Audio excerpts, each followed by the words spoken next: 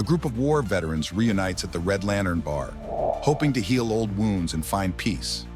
But when a ruthless gang targets them, their brotherhood is tested, and the line between survival and vengeance blurs until a chilling secret changes everything. The warm glow of the Red Lantern Bar spilled out onto the cobbled street, a beacon of familiarity against the cold night. Mark stood at the entrance, hesitating for a moment. The smell of fried food and cheap whiskey hit his senses as the door creaked open, carrying with it a wave of voices, friendly, familiar, and inviting.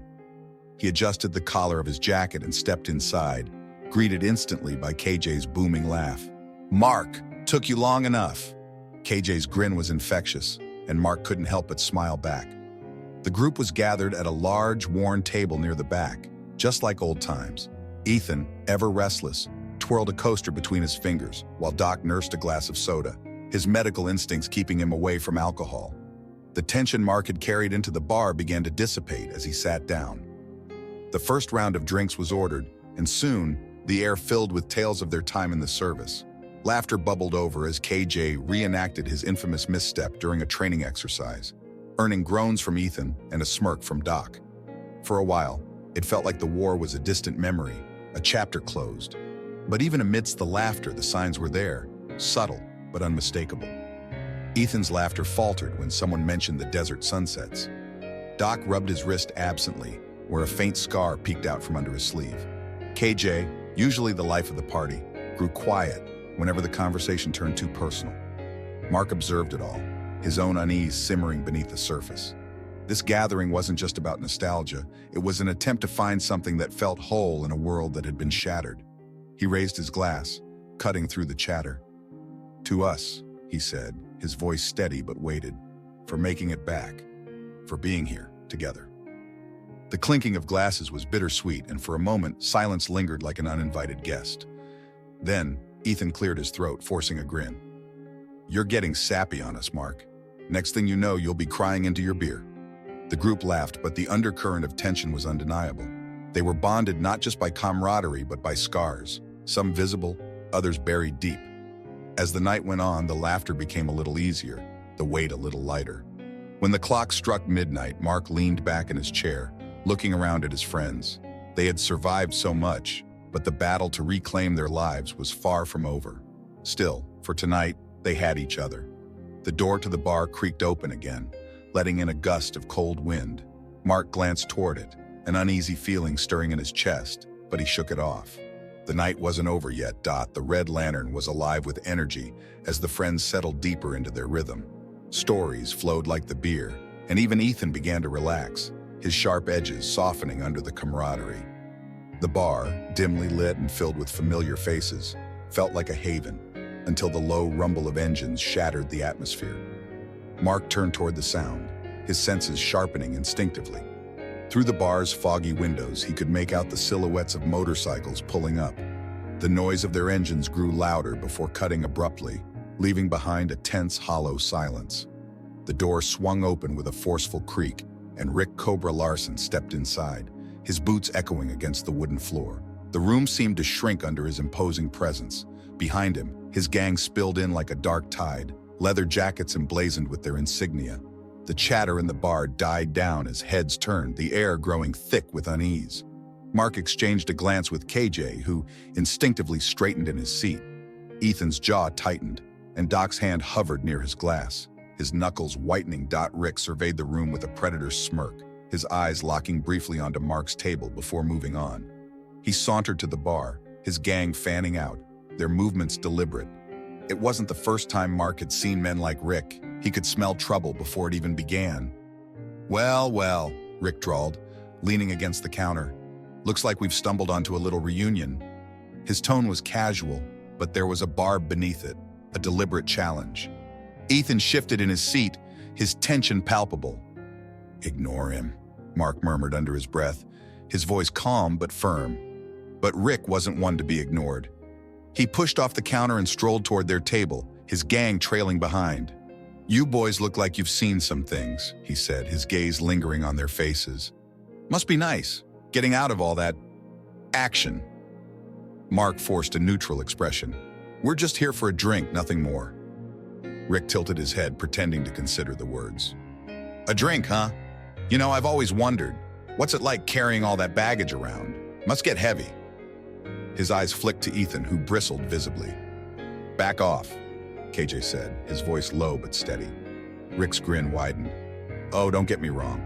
I've got nothing but respect for you boys.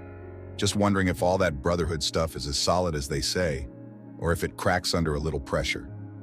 The gang chuckled, their laughter a slow ripple of intimidation.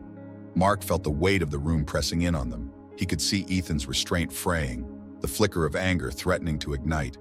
Rick leaned closer to Ethan, his voice dropping to a taunting whisper. Bet you still wake up screaming, huh? The tension snapped like a taut wire, and Ethan's chair scraped loudly against the floor as he stood. Ethan's fists clenched at his sides, his breathing sharp and uneven. Mark rose slowly from his seat, placing a steadying hand on Ethan's shoulder, but the damage had been done. Rick grinned, the predator sensing blood in the water. Easy, Ethan, Mark said, his voice calm but firm. He's not worth it. Rick's laugh cut through the tense silence like a knife. Listen to the captain, Ethan, he sneered. Wouldn't want you to embarrass yourself in front of your friends. The gang behind Rick chuckled, their mocking tones amplifying the tension in the room. Every eye in the bar was fixed on the confrontation, the once lively hum of conversation now replaced by the oppressive weight of anticipation. You don't know a damn thing about me, Ethan snapped, his voice laced with barely contained fury. Rick leaned in closer, his smirk widening. I know enough, he said, his tone dripping with malice. You're just another broken soldier trying to play normal. But here's the thing, guys like you don't belong here. You're not cut out for this world anymore. Ethan's hand twitched, and Mark stepped in front of him, blocking his path. That's enough, Mark said, his voice cold and commanding. Rick straightened, feigning innocence. Relax, Captain, just having a little fun. He turned to his gang, gesturing toward the bar. Come on, boys, let's grab some drinks. Let the heroes have their little gathering. The gang began moving toward the bar, but not before one of them, an oversized brute with a jagged scar across his cheek, grabbed a chair from a nearby table and slammed it onto the ground, the sound of splintering wood reverberating through the room. Oops, he said with a mock shrug. The message was clear. They weren't leaving anytime soon, and they had no intention of playing nice. KJ stood, his large frame towering over the table. You've made your point, he said, his voice calm but carrying an edge of warning. Now leave. Rick turned, his smile vanishing. For a moment, the room felt like it was holding its breath. Then he chuckled, a low, menacing sound. We're not going anywhere, he said, his tone hardening. In fact, I think we'll settle in right here. Hope that's not a problem. Mark exchanged a quick glance with Doc, who gave a small nod, his hand steady despite the tension. Ethan, however, was shaking with anger, and Mark could see that his restraint was slipping. Let's step outside, Mark said, his voice calm but firm. Cool off for a minute. Ethan shook his head, his jaw tight. No, I'm done backing down. Rick's gang erupted into laughter, the sound echoing off the walls of the bar. Rick spread his arms wide, a mocking gesture of invitation. Go ahead, hero, show us what you've got. The tension reached a boiling point as Ethan took a step forward. His fists raised. Mark moved quickly, stepping between Ethan and Rick before the situation could spiral further out of control. His hand pressed firmly against Ethan's chest, forcing him to stop. Not here, Mark said under his breath, his tone a mix of authority and plea. Ethan glared at him, his breathing heavy, but Mark's steady gaze didn't waver. After a tense moment, Ethan relented, taking a half step back, though his fists remained clenched. Rick smirked, clearly enjoying the scene. That's what I thought, he said, his voice dripping with condescension. All bark, no bite. KJ moved closer, his broad shoulders blocking part of Rick's view. You've had your fun, he said, his voice low and dangerous. Now leave before this gets ugly. Rick raised his hands in mock surrender. Relax, big guy. We're just having a friendly chat. He turned to his gang, chuckling. Ain't that right, boys? The gang murmured their agreement, but their postures were anything but friendly. Mark could see it in their stance, their eyes darting around the room, sizing everyone up. This wasn't just a casual visit. They were testing the waters, pushing boundaries to see how far they could go.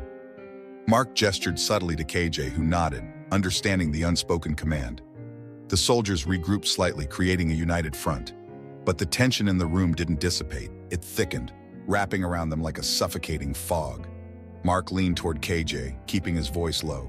"We need to de-escalate this. We can't risk a full-blown fight in here." KJ's jaw tightened, but he nodded. "You think they'll back down if we walk out?" "Doubt it," Mark replied. "But staying here only gives them more ammunition. We leave, regroup, and figure out the next move." Doc, who had been quiet until now, spoke up. "Ethan won't like it. They've already pushed too far, and he's barely holding it together." Mark glanced at Ethan, who was pacing near the table, his movements sharp and agitated. His eyes burned with a fury that Mark recognized all too well. It wasn't just about Rick's taunts, it was everything. The war, the scars, the constant battle to stay grounded in a world that didn't understand. "We don't have a choice," Mark said. "If this escalates here, it's not just us who'll get hurt. The whole bar's at risk." Rick, watching their hushed conversation, stepped forward with a mocking grin. "What's the matter, Captain? Running out of ideas?" Mark straightened, his expression hardening. "We're leaving," he said firmly. Rick's smirk faltered slightly, as if he hadn't expected the response. "What's the matter? Afraid of a little heat?" "No," Mark said, his voice steady. "Just not interested in giving you what you want." Rick's eyes narrowed, but he didn't stop them as Mark gestured for his friends to follow. The soldiers moved as a unit, their steps deliberate. Ethan hesitated, his fury still bubbling beneath the surface, but Mark's sharp look kept him in check. As they stepped outside into the cold night air, Mark felt the weight of the decision settle over him. This wasn't over, not by a long shot. The night outside the Red Lantern was colder than Mark remembered, the chill biting through his jacket. The streetlights cast long, flickering shadows, and the low rumble of motorcycles idling in the parking lot felt like a constant, ominous growl. Ethan paced back and forth on the sidewalk, his hands balled into fists. "We should have stayed and fought," he muttered, the frustration in his voice cutting through the stillness. "Letting them win like this makes us look weak." Mark turned to face him, his expression unreadable. "This isn't about winning or losing, Ethan. It's about not making things worse. You think a bar fight is going to solve anything?" Ethan stopped, glaring at Mark. "So what's your big plan, huh? Just keep walking away while they push us around?" Before Mark could respond, KJ stepped in, his tone calm but firm. "Enough, Ethan. You know Mark's right. We fight them in there, and people get hurt. People who have nothing to do with this." Ethan exhaled sharply, his anger still simmering, but he didn't argue further. Doc, standing slightly apart from the group, glanced toward the bar's entrance. "They're not done with us," he said quietly. Mark followed Doc's gaze. Through the window, he could see Rick and his gang still inside, their laughter loud and boisterous, as if mocking the soldiers' retreat. Rick caught Mark's eye and raised a glass in a mock toast, the smirk on his face as infuriating as ever. "They're waiting for us to slip," Doc continued. "They want a reason to take this further." Mark's mind raced. He could feel the tension radiating off his team, a volatile mix of anger, frustration, and unresolved pain. They were soldiers, trained to face threats head-on. But this wasn't the battlefield. This was a different kind of fight, one that required strategy, not brute force. "We need to figure out what they want," Mark said finally. "This isn't just about ego. Rick's pushing us for a reason." KJ crossed his arms, his brow furrowed. "What are you thinking?" "Divide and conquer," Mark replied. "They're strong as a group, but if we can isolate Rick or one of his lieutenants, we might get some answers. We just need to bait them into making the first move, on our terms." Ethan scoffed. "And what if they don't? What if they just keep pushing until we're out of options?" Mark met Ethan's gaze, his voice steady. "Then we make sure we're ready." The sound of the bar door swinging open broke the tension. Rick's gang began pouring out, their laughter spilling into the night. Rick, flanked by two of his men, stopped just short of the soldiers, his smirk still firmly in place. "Leaving so soon?" Rick taunted. "Didn't think you boys would give up that easily." Mark took a step forward, his eyes locked on Rick's. "Walk away," he said, his voice calm but laced with steel. Rick tilted his head, his smile fading. "Or what?" The two groups stood facing each other, the air crackling with unspoken threats. Mark's team instinctively fell into a loose formation, their years of training kicking in. The first punch felt inevitable. The bar parking lot erupted into chaos as the first punch was thrown. Ethan's knuckles connected with one of Rick's men, sending him stumbling back. The gang surged forward, and the soldiers met them head-on, their movements sharp and precise despite the disorder. Mark fought with calculated precision, blocking a swing from one of the gang members and countering with a jab to the ribs. Beside him, KJ used his size to his advantage, wrestling one attacker to the ground and keeping him pinned. Ethan, fueled by pent-up rage, fought with reckless abandon, each punch carrying the weight of years of suppressed pain. Rick, however, stayed back, watching the fight unfold with a smirk. He wasn't interested in winning a fistfight. This was just the prelude. "Enough!" Mark shouted, his voice cutting through the clamor. He shoved his opponent aside and stepped into the center of the fray, his presence commanding. "Stand down, all of you!" For a moment, the fighting slowed. The soldiers pulled back, regrouping instinctively, while Rick's gang paused, uncertain. Rick finally stepped forward, his smirk never faltering. "You've got fight in you, I'll give you that," Rick said, his tone mocking. "But you're playing the wrong game, Captain." Mark squared his shoulders, his eyes narrowing. "What do you want, Rick? Why are you really here?" Rick chuckled, as if amused by the question. "You think this is about you? Nah, this is about sending a message." Before Mark could respond, one of Rick's men, a younger member with a nervous demeanor, spoke up. "Rick, maybe we should back off." Rick's glare silenced him instantly. "You don't talk for me," he snapped. Mark caught the exchange, his sharp instincts picking up on the cracks in Rick's control. The younger man was clearly uncomfortable, his eyes darting between Rick and the soldiers. "Let him talk," Mark said, his voice calm but firm. Rick laughed harshly. "You think I'd let him betray me right here?" He stepped closer to Mark, lowering his voice. "You've got no idea what you've stepped into, Captain. This isn't just some bar brawl." Behind Rick, the younger gang member shifted uncomfortably, his hesitation growing more obvious. Mark locked eyes with him, speaking deliberately. "If you've got something to say, now's the time." The young man swallowed hard, his voice barely above a whisper. "Rick's setting you up. This whole thing, it's just bait. He's got more guys waiting for you outside of town. He wanted you to chase us." Rick spun around, fury etched across his face. "You little—" Before Rick could finish, KJ stepped in, blocking his path to the young man. "Not so fast," KJ said, his tone cold. Mark's mind raced. An ambush. Rick had been goading them into making the first move, but now the tables were turning. "You've overplayed your hand," Mark said, his voice steady. "We're not walking into your trap." Rick's smirk faltered for the first time. "Think you're clever, don't you? This isn't over, Captain." "No," Mark replied, his tone hard. "It's just beginning." The Red Lantern became a flurry of activity as Mark and his team prepared for the inevitable. The younger gang member, who had revealed Rick's plan, stayed nervously near the entrance, glancing toward the street every few seconds. Outside, the rumble of motorcycles in the distance grew louder, a storm building on the horizon. Mark stood at the center of the bar, his voice sharp and authoritative. "We don't have much time. If Rick's bringing reinforcements, we need to turn this place into something defensible." KJ nodded, already moving toward the bar to grab anything that could be used as a makeshift barricade. "We'll block off the main entrance," he said, hefting a heavy wooden table. "Force them to funnel through one point." Doc crouched beside the younger gang member, who fidgeted nervously. "What's your name?" Doc asked, his tone calm but firm. "Jared," the man replied, his voice shaky. "Jared," Doc repeated. "If you're going to stick around, you need to help us. What can you tell us about Rick's reinforcements?" Jared hesitated, glancing toward the others. "There's at least 10 of them. They'll come in hard, probably try to box you in. Rick likes to take the upper hand fast." Mark processed the information, his mind racing. "KJ, focus on bottlenecking the entrances. Doc, set up a first aid station near the back in case things get rough. Ethan, you're with me. We'll cover the front." "What about the windows?" Ethan asked, already scanning the room. "Smash them," Mark said without hesitation. "If they try to shoot their way in, we need clear sight lines." Ethan nodded, grabbing a chair and shattering the glass with a swift swing.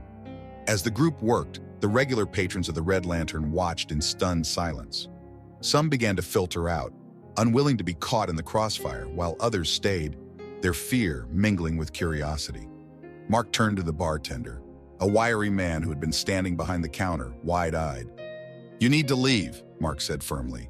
"It's not safe here." The bartender hesitated before nodding. "There's a back exit," he said, pointing toward the kitchen.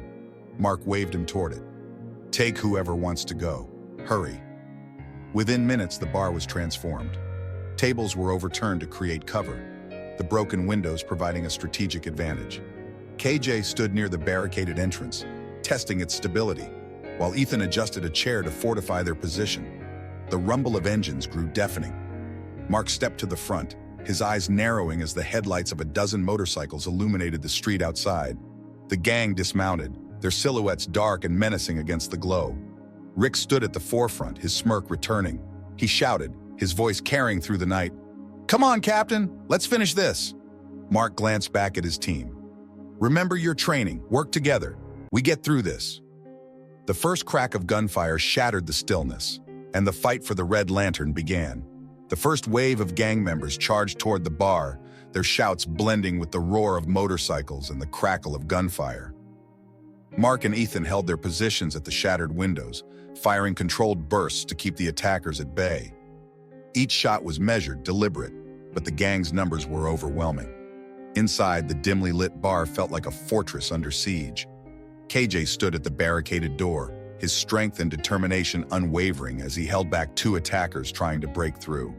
The heavy wooden table groaned under their combined weight, but KJ shoved it forward, sending one man sprawling.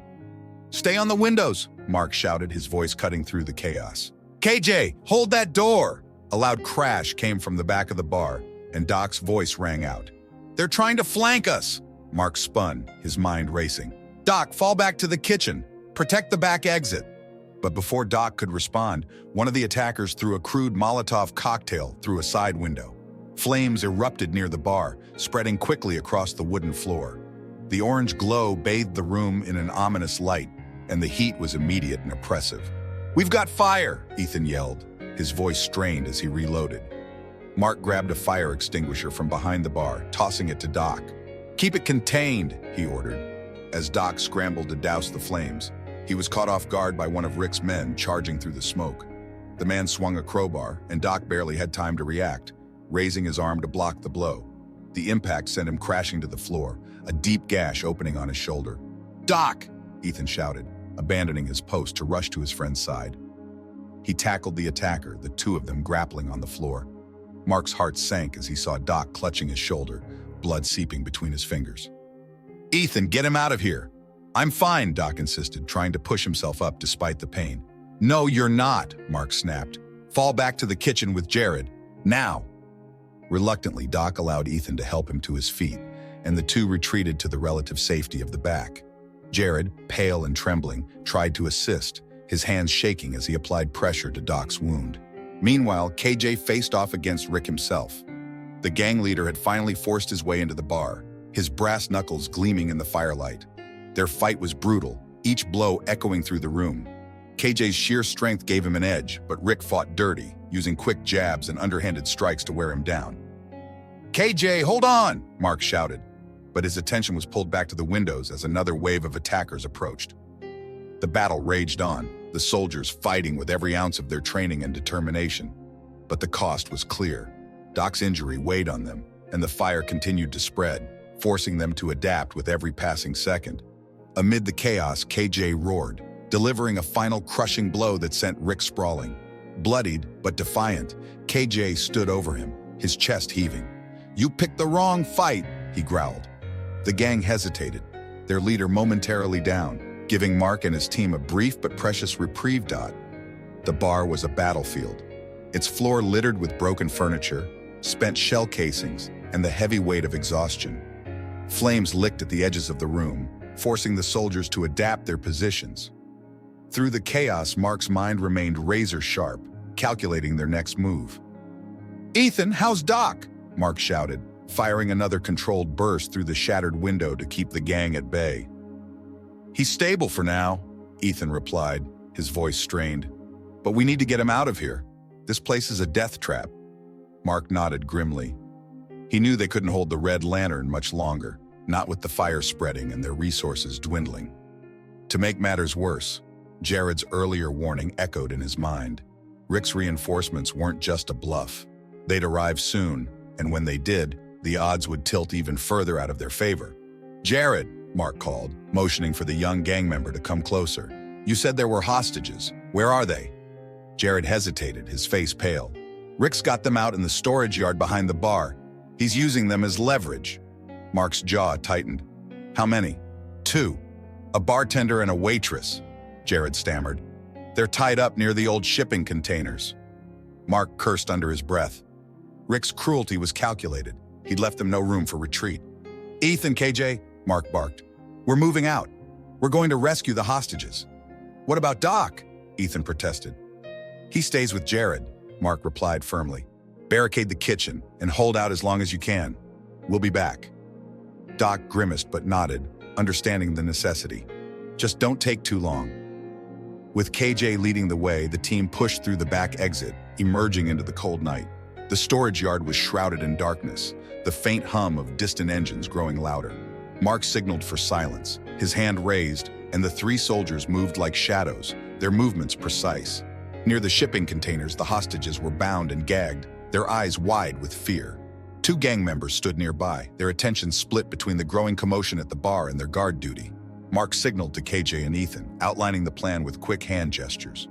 KJ flanked right, disappearing into the shadows, while Ethan crept forward, his weapon raised. Mark moved left, positioning himself for the strike. A single whistle cut through the night, Mark's signal. KJ exploded from the shadows, tackling one of the guards before he could react. Ethan fired a clean shot, neutralizing the second guard before he could raise the alarm. "Clear," Mark called, rushing to the hostages. He cut their bindings quickly, his hands steady despite the adrenaline surging through him. "You're safe now," he said, his voice calm and reassuring. "Stay low and follow us." The distant roar of motorcycles grew deafening. Rick's reinforcements had arrived. "Move," Mark ordered, ushering the hostages toward the tree line at the edge of the yard. KJ and Ethan covered their retreat, their weapons trained on the advancing headlights. The final showdown was near, but for now, the hostages were safe. The sky began to lighten with the first hints of dawn as the soldiers trudged back toward the smoldering ruins of the Red Lantern. The battle was over. Rick and his gang had retreated after a hard-fought standoff, their numbers dwindled and their morale broken. The soldiers had won, but at a cost. Inside, the bar was barely recognizable. Tables were shattered, walls were scorched, and the air was thick with the acrid smell of smoke and burnt wood. Doc, leaning against the remains of the counter, gave a weary nod as Mark approached. Jared hovered nearby, his expression conflicted but steady. "You did good, Jared," Mark said, his voice quiet but firm. The younger man looked away, guilt flickering across his face. "I should have stopped them sooner," he muttered. Mark placed a hand on his shoulder. "You helped us when it counted. That's what matters." The hostages, still shaken but alive, sat near the back, wrapped in blankets provided by the first responders who had arrived just after the gang's retreat. The bartender, eyes filled with gratitude, approached Mark. "You saved us. I don't know how to thank you." Mark shook his head. "Just glad we could help." As the sun rose, painting the sky in shades of gold and orange, the group gathered outside the bar. Despite their victory, the atmosphere was heavy. The physical wounds could heal, but the emotional scars ran deeper. Ethan stood apart from the group, staring at the horizon. His hands were still trembling, though he tried to hide it. KJ joined him, his presence solid and grounding. "You did good out there," KJ said, his tone gentle but firm. Ethan nodded, though his gaze didn't waver. "Feels like we're always fighting," he said, "even when we're not supposed to be." Mark stepped forward, hearing the exchange. "It's what we know," he said, "but it's not all we are." The words hung in the air, a quiet reminder that their lives were no longer defined by war, but by the choices they made moving forward. The group fell silent as a figure approached. A mail carrier, looking somewhat out of place amidst the wreckage, held out a letter to Mark. "For you," the carrier said, before retreating quickly. Mark frowned, opening the envelope carefully. Inside was a single piece of paper with neat, deliberate handwriting. "This is far from over. You know where to find me." There was no signature, but Mark didn't need one to recognize the challenge. His jaw tightened, and he folded the letter, tucking it into his pocket. KJ noticed his expression. "What is it?" Mark shook his head. "Nothing we can't handle," he said, though his tone carried a weight the others recognized. The red lantern stood behind them, a testament to their resilience and unity. For Mark and his team, it was more than just a bar. It was a symbol of what they could protect, of what they could rebuild. As they walked away, the morning light casting long shadows behind them, one thing was clear. Their fight wasn't over, but this time, they weren't just surviving. They were fighting for a purpose. Sometimes, the greatest battles aren't fought on the battlefield, but within ourselves. Mark and his friends faced their fears, their pain, and the weight of their past to protect what mattered most. It's a reminder that courage isn't just about fighting. It's about standing together, making tough decisions, and finding purpose even in the darkest moments. If you were in their shoes, would you have the strength to lead, to sacrifice, or to trust again? Click the video on your screen now to continue this journey of self-discovery and explore the deeper meaning behind choices, loyalty, and resilience. Don't forget to subscribe to our channel for more stories that challenge and inspire, and let's keep this conversation going. See you in the next chapter.